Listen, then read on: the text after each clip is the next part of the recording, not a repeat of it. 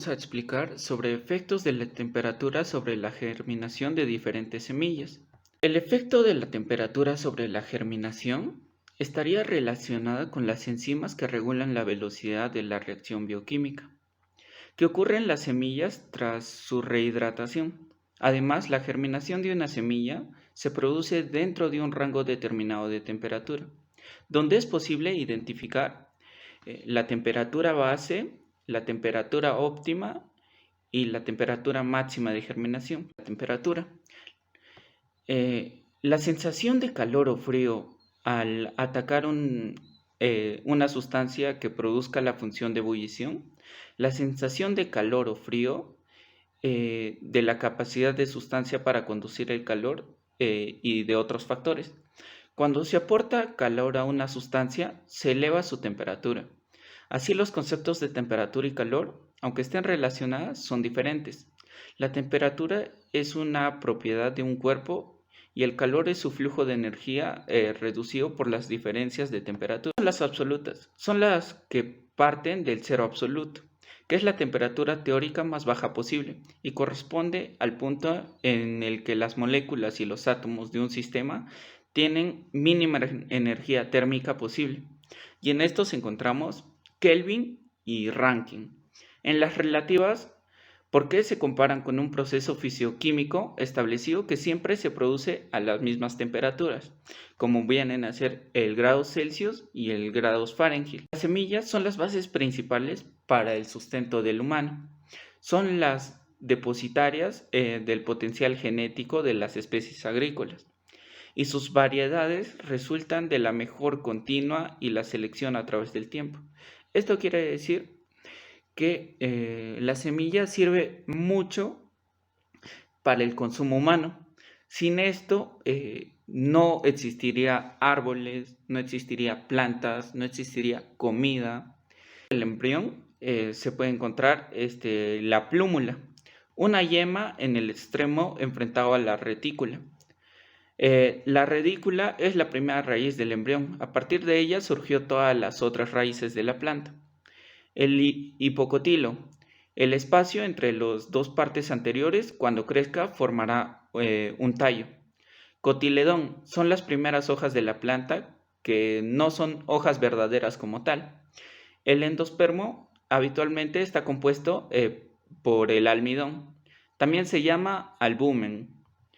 El epispermo es la capa exterior, que en muchos casos es dura y aislada. Los tipos de semillas, entre ellas tenemos las semillas criollas, las cuales vienen a ser autóctonas, ¿no? Estas se caracterizan por su descendencia fértil, o sea que estas semillas podemos volverlas a sembrar año tras año.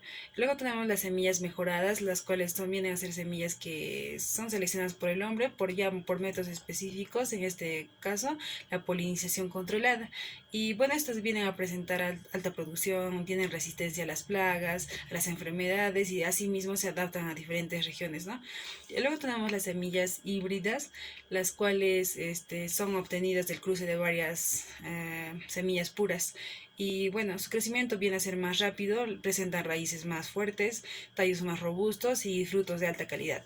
Luego tenemos las semillas baby, que ya son estas, resultan siendo ya tiernos, delicados, algo más dulces y también su textura viene a ser más firme y la coloración más brillante, ¿no? Los tipos de germinación, entre ellas tenemos la germinación hipogea, las cuales determinan, ¿no?, que los cotiledones permanezcan bajo la tierra y una vez ocurrida la emergencia, las plántulas alimentadas inicialmente por sus cotiledones y luego por el primer par de hojas que tienen, crecen de manera muy lenta. Luego tenemos la germinación epígea, las cuales se habla de la forma de un proceso germinativo, ¿no? Es cuando se elevan las hojas por encima del suelo y procesos de germinación que vendría a ser la recuperación de la actividad biológica de la semilla. Entre ellas tenemos tres fases. Una de ellas es la fase de hidratación, que viene a ser una fase donde la producción, o digo, la absorción de agua viene a ser de manera intensa y esa es dada por los tejidos ¿no?, que forman la semilla y también asimismo presenta un aumento proporcional de la actividad respiratoria. Luego tenemos la fase de germinación, en la cual la absorción de agua viene a ser muy lenta, a veces incluso se detiene, por lo tanto también la respiración también baja, ¿no? Luego tenemos la fase de crecimiento en el cual está asociada a la emergencia de la radícula y en esta fase la absorción vuelve a darse, a aumentar, ¿no? Como asimismo la actividad respiratoria también aumenta. Factores que favorecen la germinación es la humedad, la cual vendría a ser el primer paso y el más importante de la germinación. Luego tenemos el oxígeno y el dióxido de carbono. Este se obtiene, ¿no?, a través de la respiración anaeróbica de las semillas, y todo esto puede ocurrir de manera favorable siempre y cuando hay una buena plantación. Luego tenemos la luz, la cual determina la posición de donde la semilla pueda germinar. Y por último, la labranza, ¿no?, que es un promotor importante para la germinación y la cual aumenta también a su vez la capacidad, ¿no?, de humedad. Factores que afectan la germinación. Entre ellos tenemos los factores internos o intrínsecos que son propios de la semilla, y entre estos factores tenemos, ¿no?, la madurez y que presentan las semillas y asimismo la viabilidad de las semillas. La madurez de las semillas se da cuando su desarrollo del embrión ha alcanzado, ¿no?, su máximo desarrollo, y la viabilidad de las semillas es cuando las semillas conservan su capacidad para poder germinar.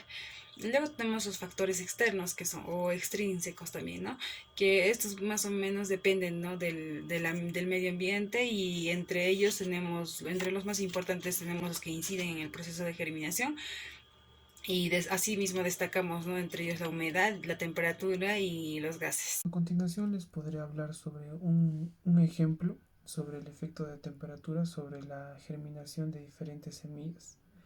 Mostramos acá cómo se muestra la comparación entre dos procesos de germinación realizados a diferentes temperaturas con la semilla de coñiva durante 24 horas. Como podemos observar, cuál es el promedio de temperatura y el promedio de porcentaje de todo el proceso de germinación. En el ejemplo 2 podemos observar cuál es el efecto de la temperatura que se da en la germinación de diferentes variedades, pero de la quinoa.